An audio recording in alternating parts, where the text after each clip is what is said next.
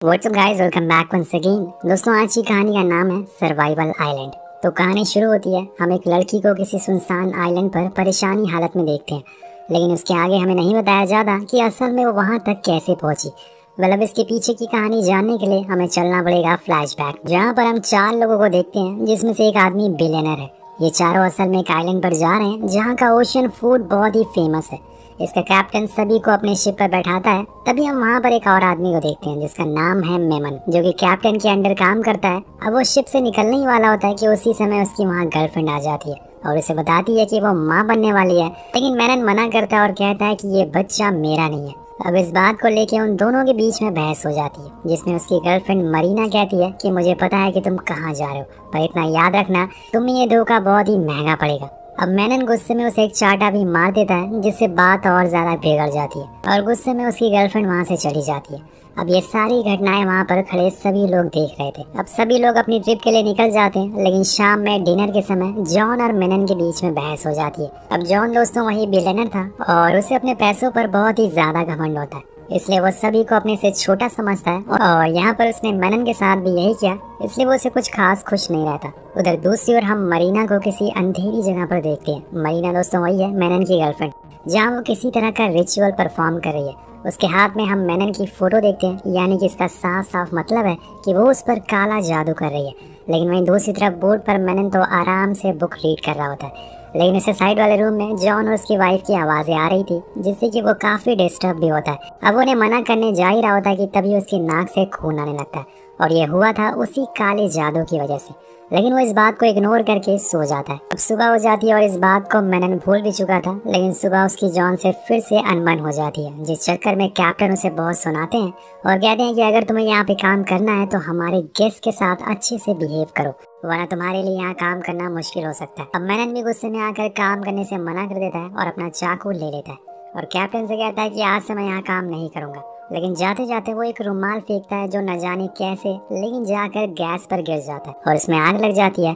अब उस समय कोई भी किचन में नहीं था, इसलिए किसी को इस बारे में पता नहीं चलता, लेकिन देखते ही देखते वो आग इतनी बढ़ जाती है कि वो पूरे बोट को अपनी चपेट में ले लेती है और सबसे पहले इस आग को जेनी देखती है और इसलिए सभी फौरन लाइफ बोट पर बैठते हैं और उस बोट से दूर आ जाते हैं। लेकिन अब जाएं तो जाएं कहाँ। कुछ देर पहले ये सभी ऐशो आराम की जिंदगी जी रहे थे, लेकिन कुछ ही पल में सब कुछ बदल गया और इन्हें अपनी जान बचानी पड़ रही है। लेकिन रात में आ जाता है एक भारी तूफान, जिसके चक्कर में सभी लोग इधर से उधर बिखर जाते हैं।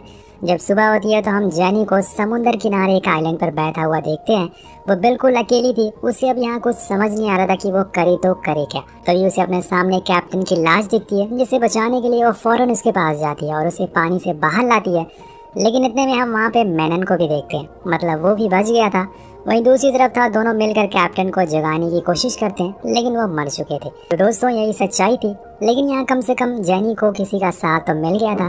अब यहाँ वो सबसे पहले अपने लिए एक घर बनाते हैं, जो कि पास से लाई हुई लकड़ियों से बना था, और फिर समुद्र में जाकर कुछ मछलियाँ पकड़ के लाते हैं, जिसे दोनों मिलकर खाते हैं। हालांकि जेनी के साथ बोट पर भी मेनन से अच्छी बातचीत थी, इसलिए दोनों एक दूसरे के साथ अच्छा टाइम स्पेंड करते हैं। ऐसे ही कुछ दिन बीत जाते हैं और एक दिन मेनन जेनी को स्विम करना भी सिखाता है और मछलियाँ पकड़ना भी, लेकिन वो मना कर देती है क्योंकि उसे पानी की गहराइयों से डर लगता है और इसीलिए वो खुद अकेले वहाँ चला जाता है और उसके लिए मछलियाँ लेके आता है। लेकिन बीच में उसे जॉन पड़ा हुआ मिलता है। वो फौरन उसके पास जाता है और चेक करता है तो पता चलता है कि उसकी सांसें अभी चल रही है, इसलिए वो उसे लेकर जेनी के पास आता है और वो उसे देखकर बहुत ही ज़्यादा खुश होती है और रोने लगती है।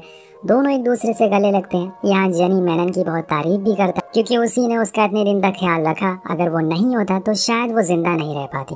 पर यहाँ जेनी और मेनन के बीच में गहरी दोस्ती हो गई थी, जिसे देखकर जॉन को पसंद नहीं आता और उसे कहीं ना कहीं शक होता है कि इन दोनों के बीच में कुछ तो चल रहा है। लेकिन इस बात की खबर उन दोनों को नहीं लगती कि जॉन उनके बारे में ऐसा सोच रहा है। अब दोनों जब वापस आते हैं तो देखते हैं कि जॉन ने आग जलाई है। ये देखकर वो हैरान थे, क्योंकि उन्हें यहाँ पे आग जलाने में बहुत ही दिक्कतें हो रही थी। वो बताता है कि उसके पास तो लाइटर है, उस लाइटर की मदद से उसने आग जलाया है, जिससे दोनों बहुत ही खुश होते हैं क्योंकि उन्हें अब खाना पका हुआ मिल सकता है। लेकिन एक दिन जॉन बहुत ही अजीब बिहेव करता है और मेनन को काफी बुरा भला भी कहता है, लेकिन वो कुछ भी उसे जवाब नहीं देता। पर जॉन यहाँ भी नहीं रुकता। असल में वो उसे कहता है कि तुम दोनों जाकर एक साथ मछली पकड़ कर लाओ, जो बहुत ही अजीब था क्योंकि आज से पहले जॉन ने ऐसा कुछ नहीं कहा था और वो तो चाहता ही नहीं था कि जेनी और मेनन एक साथ रहें। दोनों चले जाते हैं हर बार की तरह, बहुत मस्ती करते हैं। लेकिन जब जेनी वापस आती है तो देखती है कि जॉन ने अपना अलग शेल्टर बना लिया और उसने मैनन को बाहर कर दिया है। ये देखकर वो बहुत गुस्सा करती है और उससे इसकी वजह पूछती है। लेकिन जॉन अपनी अकल में चूर था, इसलिए वो उसे उल्टा ही जवाब देता और चुपचाप उसके साथ ही रहने को बोलता है, क्योंकि सच तो यही है कि उसे अपनी ही बीवी पर यकीन नहीं था। इसके बाद अब दोनों बहुत ही दिनों तक ऐसे ही रहते हैं। लेकिन एक दिन जब बात ज्यादा बढ़ जाती है तो मैनन और जॉन में लड़ाई होना शुरू हो जाती है, जिसमें जॉन उसे अपने पैसों का घमंड दिखाता और कहता है कि तुम जैसे लोग मेरे नीचे काम करते हैं और तुम्हारी कोई औकात नहीं है कि तुम मेरी बीवी के साथ बात करो। यहाँ पे मैनन भी उसे कह देता है कि आज के बाद वो उन दोनों को खाना नहीं देगा। तो जॉन कहता है कि ठीक है, तो वो लाइटर भी वापस ले लेता है, जिसके बाद दोनों ही अलग हो जाते हैं। लेकिन यहाँ जेनी को अच्छे से पता था कि मैनन तो अपना गुजारा अच्छे से कर लेगा, लेकिन जॉन नहीं कर पाएगा, क्योंकि उसके पास मछलियाँ पकड़ने का कोई हुनर नहीं है और ना ही वो इतनी दिनों तक यहाँ पर सरवाइव कर पाएगा। लेकिन वो फिर भी जॉन के साथ ही रहती है और उसका साथ देती है। पर यहाँ जॉन मछलियाँ पकड़ नहीं पाता क्योंकि उसे ये आता ही नहीं था। वो बस नारियल पानी पीकर अपना गुजारा कर रहा था और ये देखकर जेनी को बहुत बुरा लगता है। इसलिए अगले दिन वो उसके साथ जाती है मछलियाँ पकड़ने के लिए। पर यहाँ जेनी के हाथ कुछ नहीं आता, पर जॉन के हाथ आती हैं 2 जहरीली मछलियाँ, जो कि बहुत ही छोटी थी। पर वहाँ दूसरी ओर मैनन अपना आराम से खाना खा रहा था। लेकिन जब वो जेनी को भूखा देखता है तो उसे उस पर तरस आता है और वो उसके पास जाकर उसे खाना ऑफर करता है, लेकिन वो मना कर देती है क्योंकि इसे जॉन को बहुत ही बुरा लगेगा। पर मैनन कहता है कि वो वादा करता है कि वो इस बारे में जॉन को कुछ नहीं बताएगा। अब यहाँ पे जेनी कई दिनों से भूखी थी और इसीलिए वो उसकी बात मान लेती है और जाते जाते उसे एक किस भी देती है। लेकिन वहीं दूसरी ओर जॉन उन 2 जहरीली मछलियों को खाने की तैयारी कर रहा था, पर उसे न जाने कैसे पता चल जाता है कि जेनी ने खाना खा लिया और इसीलिए वो उस पर बहुत चिल्लाता है। लेकिन एक बार फिर जेनी उसे कैसे भी करके शांत कराती है और फिर अगले दिन दोनों फिर से साथ में मछली पकड़ने जाते हैं। लेकिन हर बार की तरह उनके हाथ कुछ नहीं आता, जिससे कि वो बहुत ही परेशान हो चुके थे। अब जब वो वापस आ रहे होते हैं तो जॉन देखता है कि मैनन उनकी आग चुरा रहा है, इसलिए वो फौरन उसके पास जाता है और उसकी आग पर मिट्टी डाल देता है। जिसके बाद उन दोनों में फिर से लड़ाई होना शुरू हो जाती है और दोनों एक दूसरे को बहुत मारते हैं। लेकिन यहाँ जेनी एक बार फिर से आकर उन्हें छुड़ाती है और मैनन फिर भी उसे बहुत बुरा भला कहता है। अब ऐसे कई दिनों तक तो नहीं चल सकता, इसलिए जॉन को कैसे भी करके मछलियाँ पकड़नी है, क्योंकि अब भूख बर्दाश्त से बाहर हो रही है। इसलिए एक दिन वो सुबह जल्दी उठ जाता है और मैनन के चश्मे चुरा लेता, जो पहनकर वो समुद्र में ज्यादा गहराई तक जा सकता है। लेकिन इस बारे में मैनन को कुछ पता नहीं होता। जब उसकी आँख खुलती है तो उसे अपना चश्मा नहीं दिखता।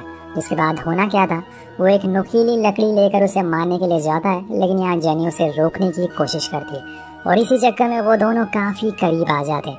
पर यहाँ पे जेनी को डर था कि कहीं जॉन को इस बारे में पता ना चल जाए। लेकिन जब वो मछली पकड़कर वापस आता है तो देखता है कि सभी बहुत ही शांत होकर बैठे हुए हैं और जब वो मैनन को उसका चश्मा देता है तब भी वो कुछ जवाब नहीं देता। जिसके बाद उसे पूरा शक हो जाता है कि मैनन और उसकी वाइफ के बीच जरूर कुछ ना कुछ हुआ है और वो जेनी से भी पूछता है तो वो उसे बता देती है। जिसके बाद होना क्या था, वो उस पर बहुत चिल्लाता और यहाँ तक कि वो उसके बाल पकड़कर शेल्टर से बाहर कर देता। ये सब मैनन देख रहा था, इसलिए उसे बहुत बुरा लगता है। वो फौरन जेनी के पास जाता और उसे संभालता है। लेकिन जेनी के लिए बहुत ही अजीब था, उसने ऐसा कुछ कभी एक्सपेक्ट नहीं किया था। इसके बाद अब समय बीतना शुरू हो जाता और देखते ही देखते 5 महीने गुजर जाते हैं और इन्होंने यहाँ पर अपनी ज़रूरतों की सारी चीज़ों का इंतजाम भी कर लिया था। उधर जॉन ने भी अब काफ़ी कुछ सीख लिया और उसने खुद का भी चश्मा बना लिया था, जिसे पहनकर वो समुद्र में मछलियाँ पकड़ लेता था। लेकिन ये ऐसे कैसे किसी अनजान टापू पर इतनी दिनों तक सर्वाइव कर पाएंगे, अब ये तो समय ही बताएगा। कहानी आगे बढ़ती है और यहाँ हम एक दिन जॉन को देखते हैं जो मछलियाँ पकड़ रहा होता है। लेकिन तभी उसकी नज़र नीचे पानी में पड़ी एक उल्टी बोट पर पड़ती है। वो फौरन नीचे जाता है और उसे लेकर ऊपर आता है। अब जब ये मैनन देखता है तो वो भी उसकी मदद करने के लिए जाता है, क्योंकि यहाँ उनका एक ही रास्ता था जिसकी मदद से वो यहाँ से बाहर निकल सकते हैं। लेकिन जॉन किसी भी हालत में मैनन की मदद नहीं लेना चाहता, इसलिए वो चुपचाप वहाँ से चला जाता है और अब जेनी उसके पास जाती है, लेकिन वो उससे भी दूर जाने को कहता है। अब यहाँ पे जॉन धीरे धीरे करके उस बोट को ठीक करना शुरू कर देता है ताकि वो यहाँ से निकल सके और ये सब वो दोनों भी देख रहे थे। और इसीलिए तो जेनी कहती है कि क्यों ना हम उस बोट को लेकर यहाँ से भाग जाए और उसे पता भी नहीं चलेगा। लेकिन मैनन कहता है कि ये कैसे मुमकिन है, वो हमेशा उस बोट के साथ ही रहता है। और अब यहाँ पर एक ट्विस्ट आता है, उनकी ये सारी बातें पेड़ के पीछे से जॉन सुन रहा था और उन्हें इनके पूरे प्लान की खबर लग जाती है। इसके बाद अगले दिन जब वो देखता है कि मैनन एक बड़ी मछली पकड़ कर लाया है तो वो भी समुद्र में जाता है। लेकिन इसी का फायदा जेनी और मैनन उठा लेते हैं। वो फौरन उस बोट को लेकर समुद्र में डाल देते हैं। इसके बाद वो उसी में बैठकर आगे बढ़ने लगते हैं और जब उन्हें भागते हुए जॉन देखता है तो वो उनका पीछा करता है लेकिन तब तक वो दूर जा चुके थे। हालांकि वो कुछ ही देर तक निराश होता है और फिर कुछ देर बाद वो रिलैक्स होकर नारियल पानी पीने लगता, क्योंकि उसने उस बोट में जानबूझकर पूरा काम नहीं करा था, जिस वजह से वो पहले तो बहुत ही सही चलती है और फिर थोड़ी देर आगे जाने पर डगमगाने लगती है। पहले तो उन दोनों को कुछ समझ नहीं आता कि असल में यहाँ हो क्या रहा है, लेकिन जब जेनी जॉन को रिलैक्स बैठा हुआ देखती है तो वो समझ जाती है कि जरूर उसने ही कुछ किया, इसलिए वो लोग फौरन पानी से बाहर आने लगते हैं। लेकिन इतनी देर में वो बोट पूरी तरीके से डूब जाती है और लकीली ये दोनों जैसे तैसे तैर कर वापस किनारे तक आ जाते हैं। लेकिन वहाँ उनका इंतजार जॉन कर रहा था। वो एक शार्प लकड़ी लेकर मैनन के पीछे भागना शुरू करता है और एक समय पर वो उसे पकड़ भी लेता है, लेकिन तब तक जेनी आकर उसे छुड़ा लेती है और इसी का फायदा उठाकर वो जंगल में भाग जाता है। लेकिन अब यहाँ जॉन जेनी को बंदी बना लेता है और उसे वहीं बांध कर रखता है। लेकिन जैसे ही रात होती है मैनन वापस आता है और जेनी को छुड़ाने की कोशिश करता है, लेकिन इतने में जॉन वापस आ जाता है और दोनों में भिड़ंत हो जाती है। लेकिन सही समय पर फिर से जेनी खुद की रस्सी खोल लेती है और जॉन को धक्का दे देती है। इतने में वो दोनों भाग जाते हैं। अब अगली सुबह जब हम देखते हैं तो मैनन की हालत बहुत ही खराब थी। उसे तेज बुखार था, जिस वजह से वो सही से चल भी नहीं पा रहा था, जिसकी वजह तो आपको याद ही होगी। उसने वादा किया था कि वो उसे बर्बाद कर देगी और अब उसी रास्ते पर है। लेकिन यहाँ जॉन पूरी तैयारी के साथ इन्हें ढूंढने में लगा हुआ था। वो उन्हें पूरे जंगल में ढूंढना शुरू करता है और आखिरकार एक जगह उसे उन दोनों मिल जाते हैं। लेकिन यहाँ पे जेनी उसे कहती है कि इसे बहुत तेज बुखार है, ये लड़ नहीं सकता है, प्लीज हमें जाने दो। लेकिन वो उसकी नहीं सुनता और उसे ये मारना शुरू करता है। अब ये मैनन देख लेता है और उसके ऊपर चढ़ता है, वार करने की कोशिश करता है, लेकिन इतने में उसका बैलेंस बिगड़ जाता है और वो जाकर जॉन के भाले पर गिर जाता है, जिससे कि उसकी वहीं मौत हो जाती है। पर आपको क्या लगता है कि ये गलती से हुआ है? जी नहीं, असल में वहाँ टेक्सास में मरीना ने अपने पहले काले जादू से ये किया है। उसने मैनन के नाम की एक गुड़िया बनाई है और उसे भी उसने सेम उसी तरह से मारा जैसे मैनन की मौत हुई। इसके बाद अब जेनी के पास कोई ऑप्शन नहीं बचता सिवाय जॉन के साथ रहने का। लेकिन एक दिन उसके साथ चमत्कार होता है। उस आइलैंड पे एक मछुआरा आता है जो जेनी को देख लेता है और उसके बच्चे फौरन उसे अपनी बोट पर ले जाते हैं। जब उसे पूछते हैं कि तुम अकेले हो तो वो हाँ में जवाब देती है। पर यहाँ जाते जाते वो जॉन का लाइटर अपने पास रख लेती है ताकि वो भी आग के बिना वैसे ही तड़पे जैसे मैनन को उसने तड़पाया था। अब वो बोट पे बहुत सारा खाना खाती है, पर तभी जॉन को वो बोट दिख जाती है और वो उसी समय जेनी को बैठा देख लेता है। उसे देखकर वो बहुत ही खुश था क्योंकि उसे लग रहा था कि अब वो बच गया, लेकिन ऐसा होता नहीं है। जेनी उस आदमी से बोट ना रोकने को कहती है और उसे वहीं छोड़ देती है मरने के लिए, जिसके साथ ये कहानी यहीं खत्म हो जाती है। तो आपको ये कहानी कैसे लगी कमेंट करके जरूर बताएगा। मिलते हैं अगली वीडियो में। Peace out.